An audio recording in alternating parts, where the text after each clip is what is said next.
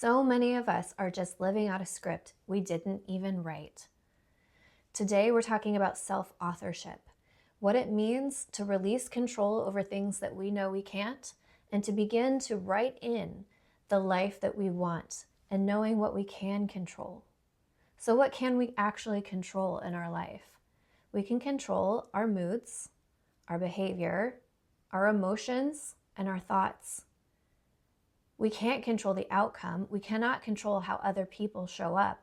And we certainly can't control the weather or car accidents.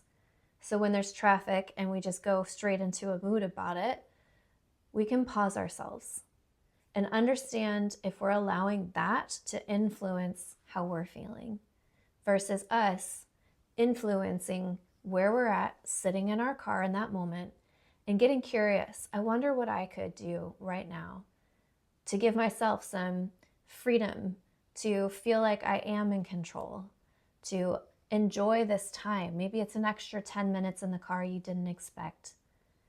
And you can fill it with whatever thoughts you want instead of filling it with thoughts of frustration, anger, resentment, pretty much what everyone else is feeling in that moment. And imagine how good it would feel to make your experience something that was actually positive. I want to talk to you about the spheres of control that you do have. So your body and your words, your focus, your time and your calendar, and your effort are all within your control. Then there's the ability to influence other people's perceptions or outcomes you can shape that you cannot command. So you can offer your influence and shape it, but if it doesn't turn out the way you expected, we have to recognize we are not in control of the outcome, but we can know we did our best and that we said everything that was important to us, being the self-author of each experience. Wanting to show up to an experience calm and steady and able to listen and be able to hear what other people are saying without getting defensive is a skill that we have to build. But we have to write that in to how we would like to live out our life. Because otherwise, everything is a reaction. How you feel when you read that post on social media, or when somebody brings up something political against your beliefs, a negative comment about you. You can get defensive, or you might see that person is hurting deeply inside and they just want to lash out at other people. It has nothing to do with you.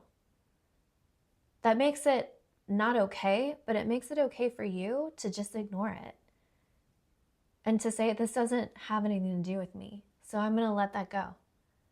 Because if you try to hold on to it or go after that person and get into a shouting match, how is that going to go?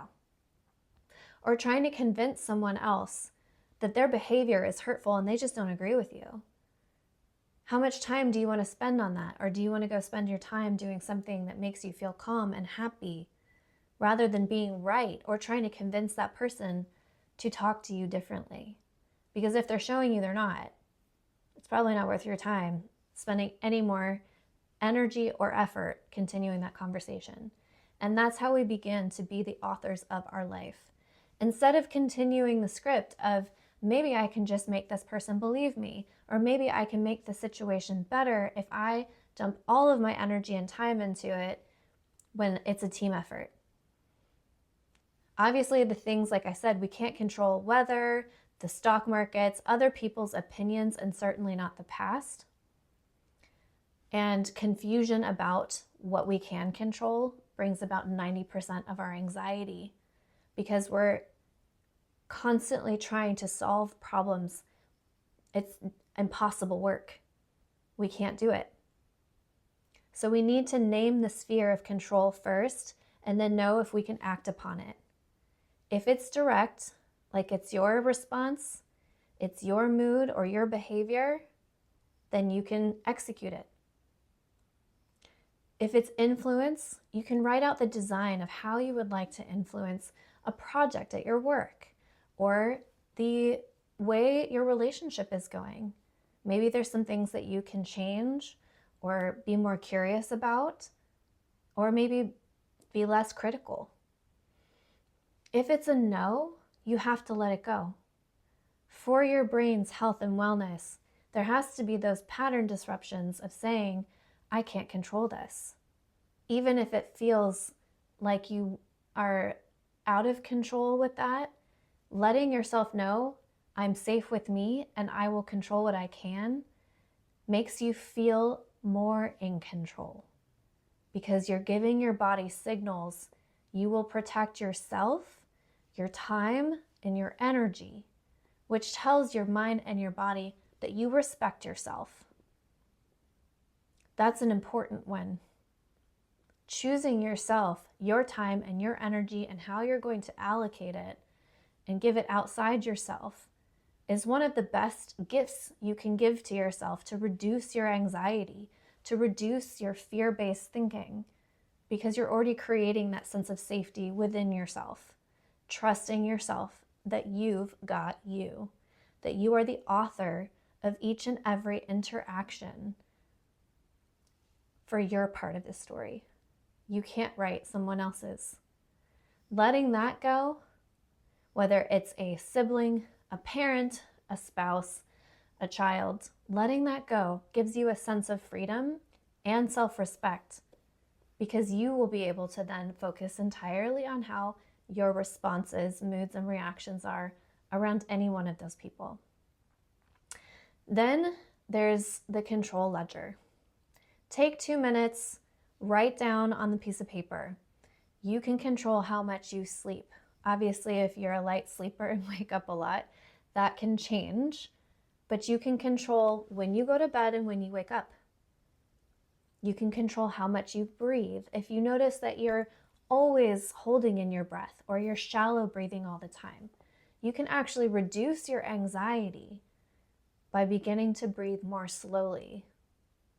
Just the simple act of, again, focusing inward on yourself, taking the time to slow your breathing, is signaling to your brain and body that you are focused on it, not outside yourself.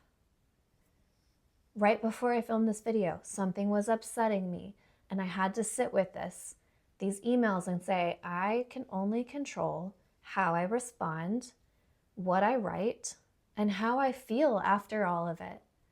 Do I want to let it ruin the rest of my night? No. Do I want to let it ruin the weeks ahead? No. And they're not pleasant messages, but I want to focus on, I want to enjoy the rest of my day.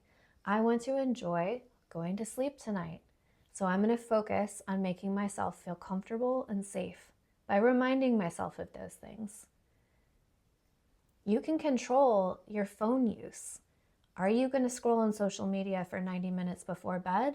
Or are you going to read or slowly breathe so you calm your nervous system down? Instead of going straight from a scary Halloween movie to straight to bed and you wonder why you can't sleep. You have the self-authorship of how you want to feel, and then you fill in the gaps of the steps you need to take to be able to author that and for that outcome to happen. You can say yes or no. You can control what you eat, how you sit, how you talk. You can even control whether or not you're going to respond to someone. They can yell at you and you can say nothing, which sometimes gives you more power because you're conserving your energy for you. We're just shown all over media that you get into shouting matches and see who's tougher and who can puff out their chest more. And really, sometimes silence is actually the best way to handle that. You can also sit down with that 2 minutes and think about what you can influence. Maybe it's a team culture or your kid's mood if you want to show up more positively. Hiring a pipeline or a negotiation. You can't control it, but you know that you can have influence in how you show up to it. Then you write down what you have no control over. The past, other people's narratives, delays, the random emergencies, or opinions from the from the cheap seats of those behind you throwing the tomatoes at you or telling you that you're not good enough. You can't control it, but you don't have to accept it. Now, move everything that you stress about into one of those columns. So then you can look at, how am I creating my own stress? How am I allowing it to creep into my day? And how can I reduce it myself by being the author of my life? This is allowing you to have clarity and then rewriting how you would like it to go and the steps it would take for that. Going to bed earlier, allowing yourself more time to eat slowly, or choosing foods that make you feel good, or prepping your meals instead of eating out. There's one rule in this: nothing stays uncategorized. You need to do it all. So each one allows your brain to understand how you're reacting and responding, what you believe you're controlling, and what you recognize you do have control over. And again, if you just need to simplify it, remember the one thing you can control is you, how you respond. I used to be the worst. I used to be so reactive because I was raised in a home where there was a lot of yelling, arguing, fighting, and I felt like I was always trying to push back. And I had to learn how to slow myself down, hear what someone else is saying, and then pause and decide if it was even worth my time, my breath, or my energy to be reactive or responsive. Or if I just wanted to say, I hear your opinion, I'll get back to you, and leave the conversation there. Now, when there's any spike in emotion, take a minute, like I said, pause. Think about how this is making you feel. If it's anxiety or anger, you're going to start breathing 6 seconds long in,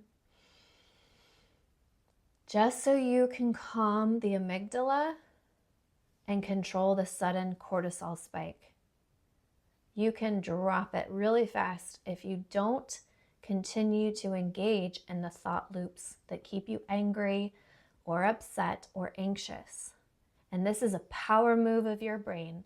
It is that powerful that you can begin to rewire it. You might start to feel the anxiety and you can drop it very quickly. You might start to see the anger come up, and some things are easier than others. Things with our spouses or our kids or our loved ones can sometimes be harder depending on your background and the programming. Sometimes it can be your work because you take so much pride or you have so much you want to get done or goals. But just stop and pause yourself. And ask, if I continue to go in this direction, is this the outcome I want?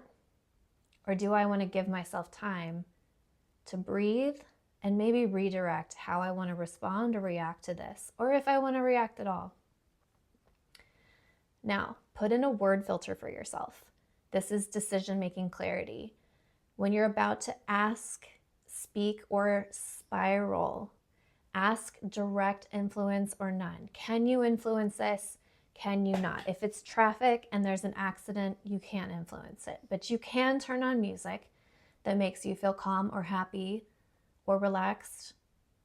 Or maybe you just need to go for a rage release and you just turn on metal. Whatever it is that you need, but you can't control it. But you can control your environment within that space.